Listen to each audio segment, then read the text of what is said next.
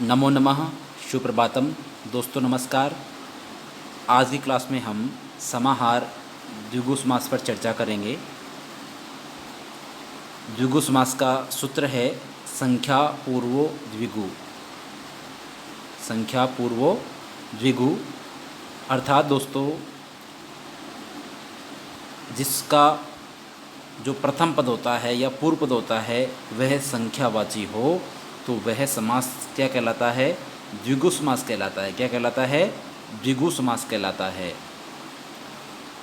जब कर्मधारय समास का पूर्व पद संख्यावाची तथा उत्तर पद, पूर्व पद तो क्या हो? संख्यावाची हो तथा उत्तर पद संज्ञावाचक हो, संज्ञावाचक हो तो वह समास कौन सा कहलाता है?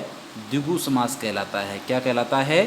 द्विगु समास कहलाता है। या यूँ कहे कि द्विगु समास में जो पूर्व पद होता है वह संख्यावाची होता है। क्या होता है? संख्यावाची होता है। यह समास प्राय समाहार मतलब समूह अर्थ में होता है। यह जो समास होता है वह प्राय समाहार या समूह अर्थ में होता है। अगला सूत्र है द्विगुरेकवचनम। क्या है? द्विगुरेकवचनम। समाहार द्विगु समास में बनने वाला समस्त पद नित्य रूप से एक वचन में होता है। क्या होता है दोस्तों? द्विगु समास का जो समाहार भेद है, जो समाहार द्विगु समास है वह क्या होता है कि समस्त पद नित्य रूप से एक वचन में होता है। क्या होता है? एक वचन में होता है।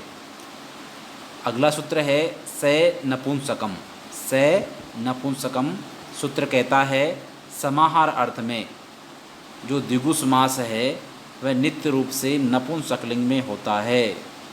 समाहार अर्थ में जो द्विगु समास होता है वह नित्य रूप से नपुंसकलिंग होता है। क्या होता है? नपुंसकलिंग होता है। रश्वो नपुंसके प्रातिपदिकस्य।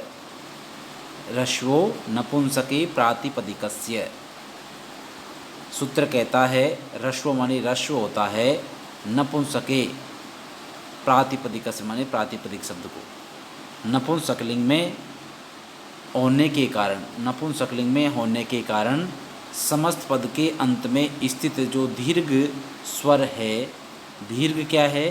स्वर, उसको क्या होता है? रस्व होता है। क्या होता है? रस्व आदेश हो जाता है। नपुंसकलिंग में होने के कारण समस्त पद के अंत में स्थित दीर्घ स्वर रस्व स्वर में बदल जाता है। अगला सूत्र है पात्राद्यन्तस्य।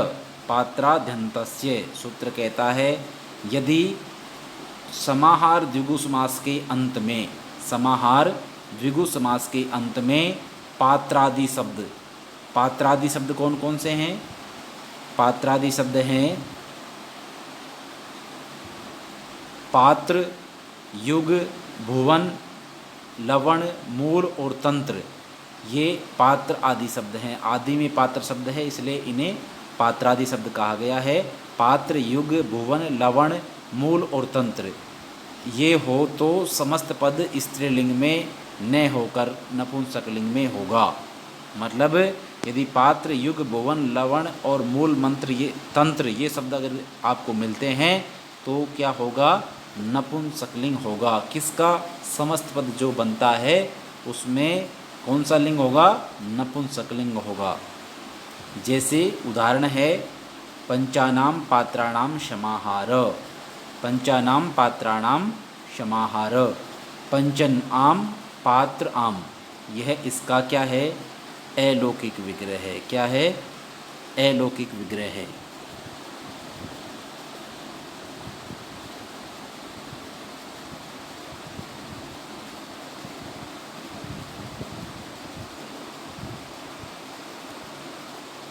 और यह लौकिक विग्रह है। क्या है? लौकिक विग्रह है।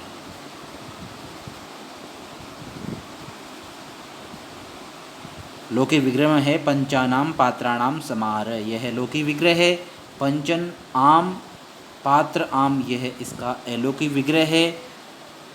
समास होने के पश्चात विभक्तियों का लोप हो जाएगा, पंच पात्र बचेगा, पंचन और पात्र बचेगा, ने का लोप हो जाता है तो पंच पात्र शब्द बनता है जिसमें सु आकर के सु का अम हो जाता है और क्या बनता है, पंच पात्रम। क्या बनता है, पंच पात्रम।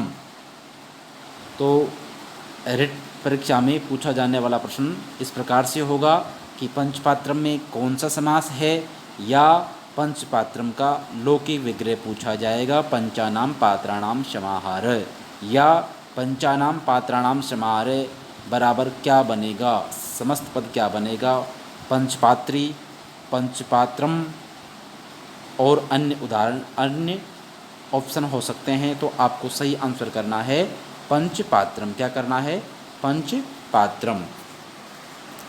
अगला उदाहरण है चतुर्णाम युगानाम समाहार।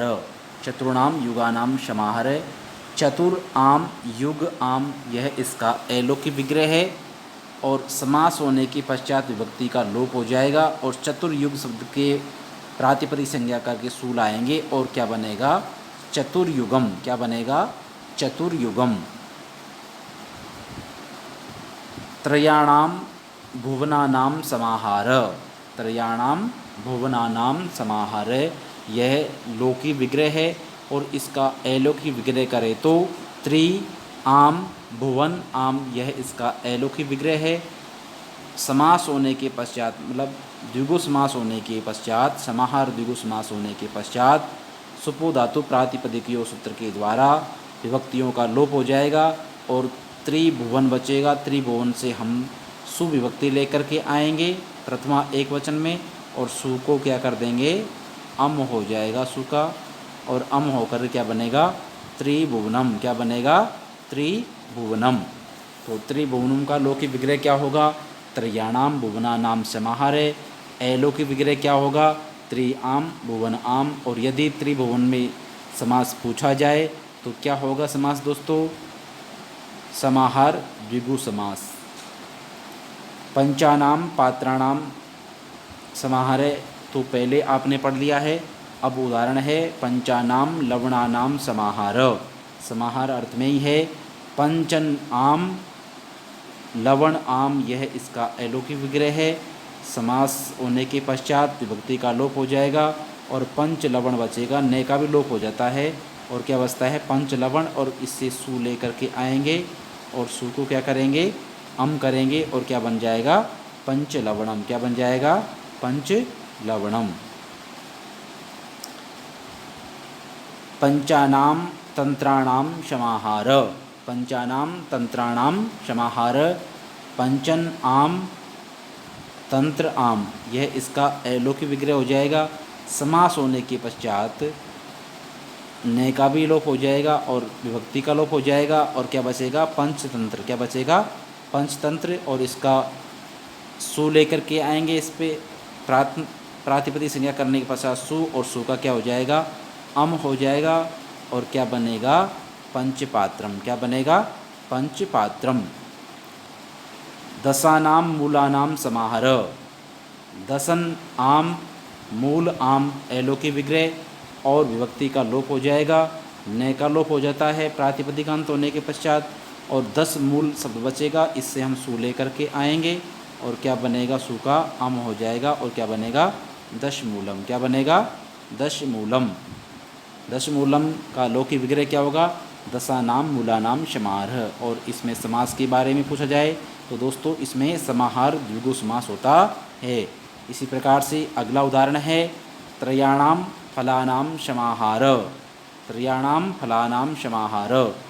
तो दोस्तों यहाँ पर भी त्रि प्लस आम और फल प्लस आम यह इसका एलोकिक विग्रह होगा और एलोकिक विग्रह होने के पश्चात समास होने के पश्चात यहाँ विभक्ति का क्या होता है, लोप हो जाता है और लोप होने के पश्चात त्रिफल शब्द बचेगा। त्रिफल शब्द से हम स्त्रीत्व विवक्षा में हम क्या करेंगे, टाप प्रत्यय करेंगे और टाप में से क्या बचता है, पे की हलंतम से इत संज्ञा हो जाती है और टे की चूटू से इत संज्ञा हो जाती है और तस्य लोप से लोप हो जाता है और क्या बचता है, त्रिफल और आ बराबर क्या बचता है, सेवन संज्ञा करेंगे और क्या हो जाएगा, त्रिफला।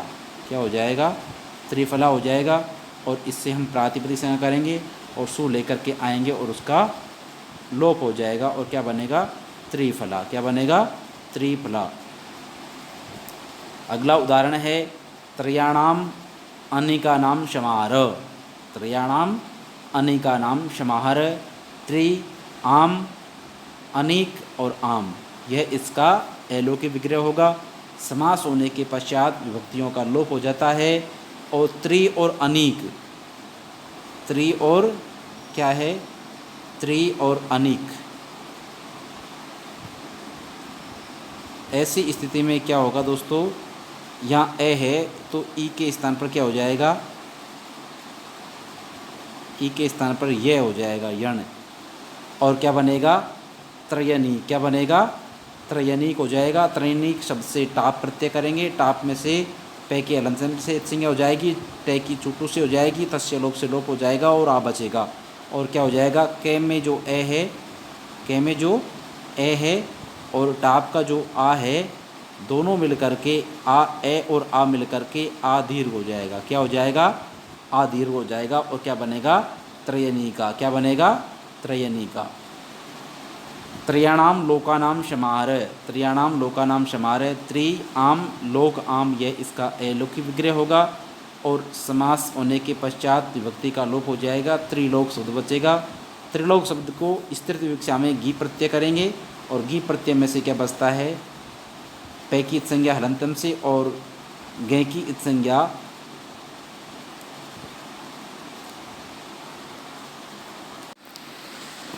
लशक तद्धिते से, लय से और के वर्ग की, तो के वर्ग में आता है तो लशक तद्धिते समास से गे की संज्ञा हो जाएगी और क्या बचेगा, ई बचेगा। और हम क्या करेंगे, यहाँ पर त्रिलोकी बन जाएगा। त्रिलोकी से क्या होगा, सु लेकर के आएंगे और इसका लोप हो जाएगा और क्या बचेगा, त्रिलोकी। क्या बचेगा, त्रिलोकी। अगला उदाहरण है पंचानाम पाठानाम समाहारः। पंचानाम पाठानाम समाहारः। और क्या बनेगा, पंचपाठी। क्या बनेगा, पंचपाठी। पंचन, आम, पाठ और आम, यह इसका एलोकी विग्रह होगा। क्या होगा, पंच शब्द से क्या लिखेंगे,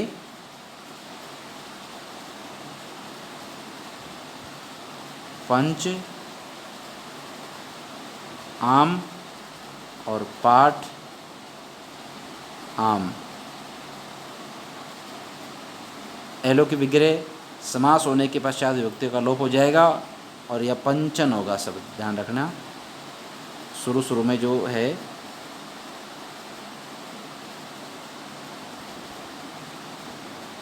पंचन, ठीक है, पंचन शब्द होता है, पंच शब्द नहीं होता है मूल रूप से। तो यहाँ पर विभक्ति का लोप हो जाएगा और क्या बचेगा, पंचन और पाठ, ने का भी लोप हो जाता है तो क्या बचता है, पंचपाठ। और पंचपाठ से स्त्रीलिंग विवक्षा में गी प्रत्यय करेंगे और क्या बनेगा, पंचपाठी। क्या बनेगा, पंचपाठी। इसी प्रकार से अगला उदाहरण है अष्टानाम अध्यायानाम समाहारः। इम्पोर्टेंट उदाहरण है अष्टानाम अध्यायानाम समाहारः। तो यहाँ पर भी क्या हो जाएगा, आम विभक्ति है यहाँ पर भी, ठीक है। अष्टम शब्द से आम और अध्ययन शब्द से, अध्याय शब्द से आम, ठीक है। और दोनों का क्या हो जाएगा, लोप हो जाएगा और क्या बनेगा, अष्टाध्याय। ए और ए मिल करके, ए, आ और ए मिल करके क्या हो जाएगा, अष्टन, अष्ट और अध्याय का जो ए है, दोनों मिलकर के क्या हो जाएंगे, आ दीर्घ हो जाएगा और क्या बनेगा, अष्टाध्याय बनेगा। क्या बनेगा, अष्टाध्याय शब्द हो जाएगा और गीप करेंगे और अष्टाध्याय बन जाएगा, ठीक है दोस्तों। अगला उदाहरण है पंचानाम वटानाम समाहारः। तो यहाँ पर भी पंचन आम और वट आम, यहाँ इसका एलोकी विग्रह होगा। क्या होगा,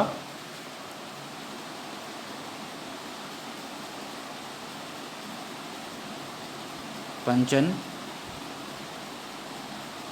आम, वट,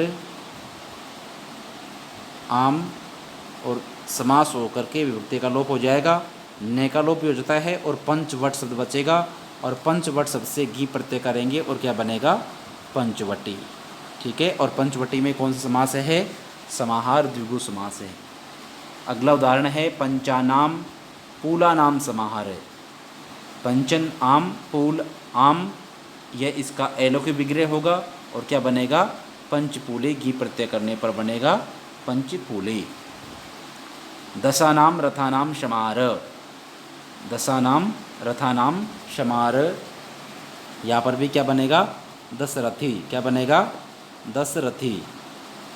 अगला उदाहरण है त्रयाणाम पदानाम समाहार, त्रयाणाम पदानाम समाहार, त्रिपाद, त्रि प्लस आम, पाद प्लस आम, और यहाँ बनेगा त्रिपाद शब्द से घी प्रत्यय करने पर त्रिपादी बनेगा, क्या बनेगा, त्रिपादी। पंचानाम कुमारीणाम समाहार, क्या बनेगा, पंचकुमारी, क्या बनेगा, पंचकुमारी। पंच शब्द से आम और कुमार शब्द से आम, और क्या बनेगा, पंचन आम और कुमारी नाम, मतलब कुमारी शब्द है, क्या है, पंचन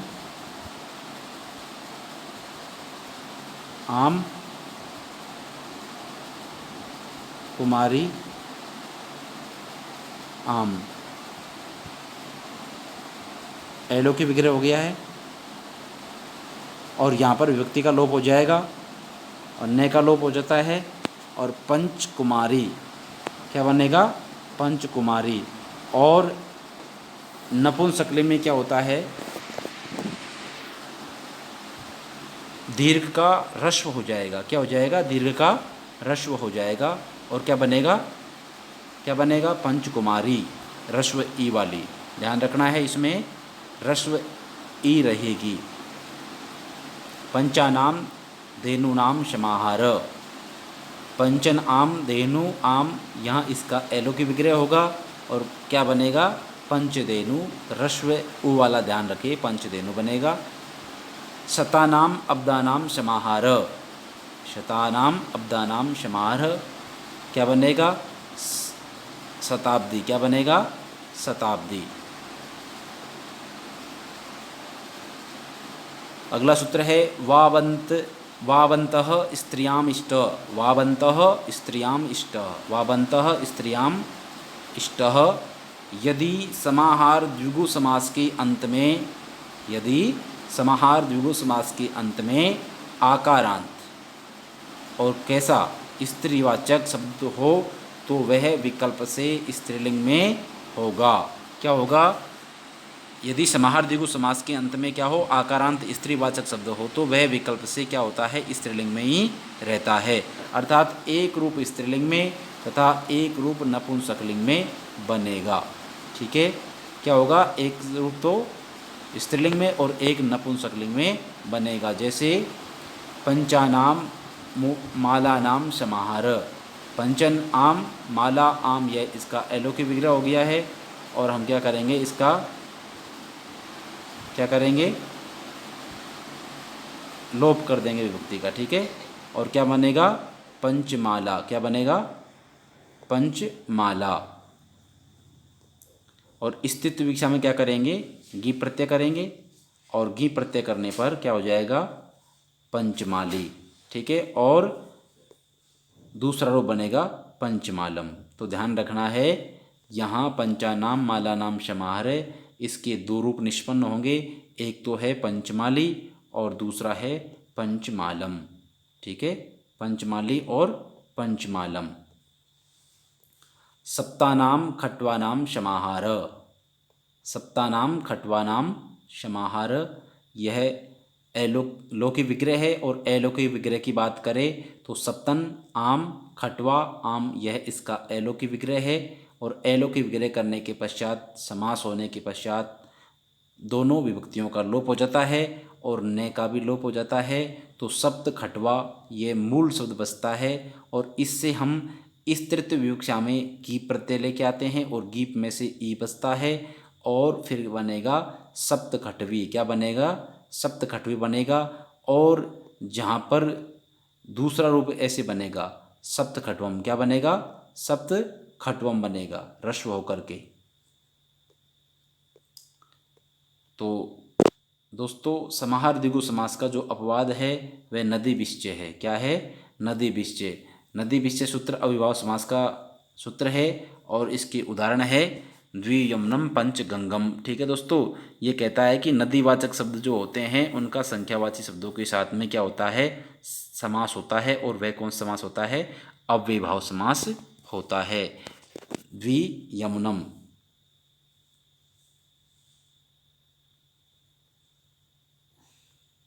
और पंचगंगम। ठीक है, ये दोनों इसके उदाहरण है। तो दोस्तों धन्यवाद, आज के वीडियो में इतना ही। दोस्तों इस चैनल को लाइक करें, सब्सक्राइब करें और कमेंट करें। धन्यवाद।